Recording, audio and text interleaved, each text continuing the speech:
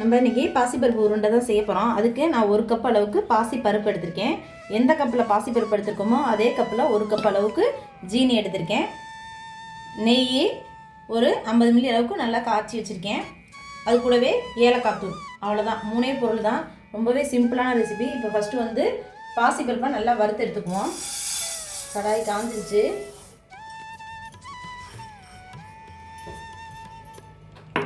இதை கிண்டிகிட்டே இருக்கணும், விட்டக்கூடாது.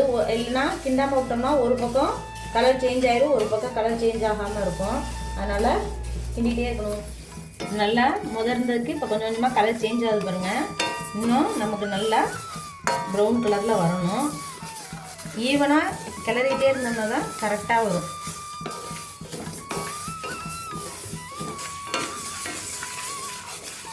பாருங்கள், நல்லா ப்ரௌன் ஆயிடுச்சு. இந்த மாதிரி வறுத்து எடுத்துக்கணும்.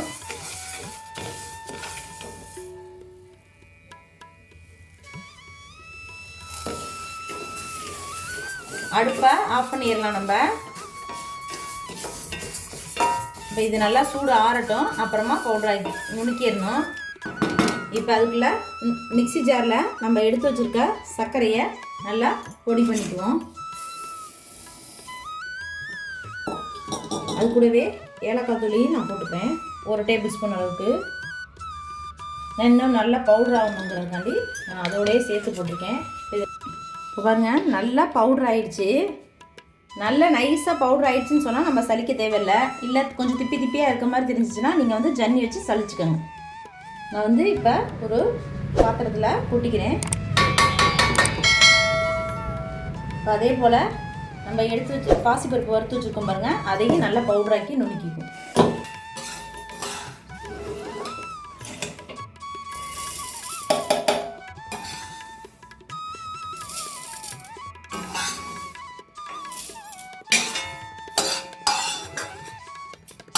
இப்போ இதையும் நல்லா பவுடர் ஆக்கிக்குவோம். நல்லா அரைச்சிட்டோம். இப்போ இதில் கொஞ்சம் திப்பி திப்பியாக இருக்குது, அதனால் நம்ம ஒரு ஜன்னி வச்சு சலிச்சுக்குவோம்.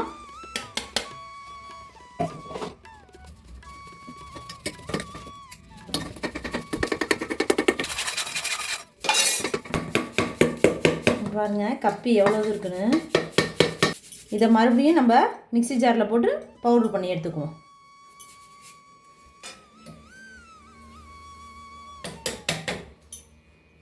இதை திரும்பி மறுபடியும் சலிச்சுக்குவோம்.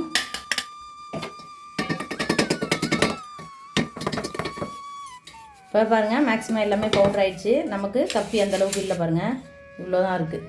இப்போ இது வேஸ்ட்டு, நம்ம எடுத்துக்குவோம். வச்சுருக்க சர்க்கரையும் அதோடு சேர்த்துக்குவோம். பவுட்ரு பண்ணி வச்சுருக்கோம் பார்த்தீங்களா, அதையும் அது கூட சேர்த்து வச்சோம். இப்போ இது ரெண்டையும் நல்லா மிக்ஸ் பண்ணிக்குவோம்.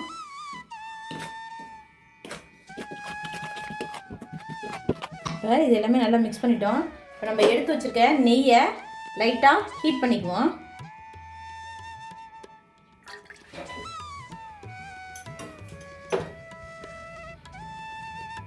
இப்போ நெய் எடுத்துக்குவோம்.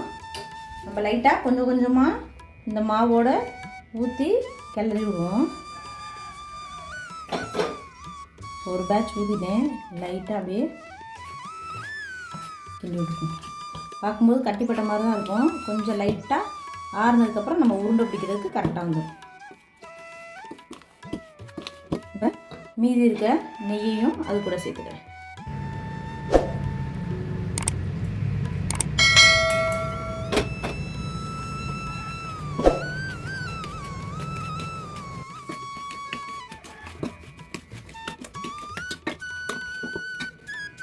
இதை நல்லா கை விட்டு பிசைஞ்சுக்கணும். அப்போ தான் உருட்டு இருக்குது.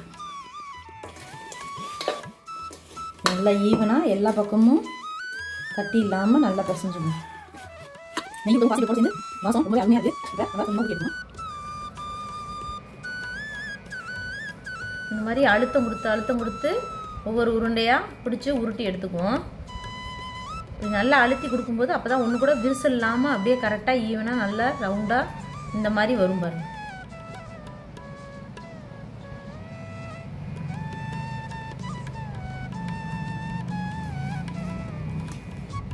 குழந்தைங்க ரொம்பவே விரும்பி சாப்பிடுவாங்க. இதே மாதிரி நீங்களும் ட்ரை பண்ணி பாருங்கள். இதில் வந்து அதிகமான ப்ரோட்டீன் வந்து இருக்கிறனால ஒல்லியாக இருக்க குழந்தைங்களுக்கு கொடுத்தோம்னு சொன்னால் வெயிட் நல்லாவே கெயின் ஆகும். இதே மாதிரி நீங்களும் ட்ரை பண்ணி பாருங்கள்.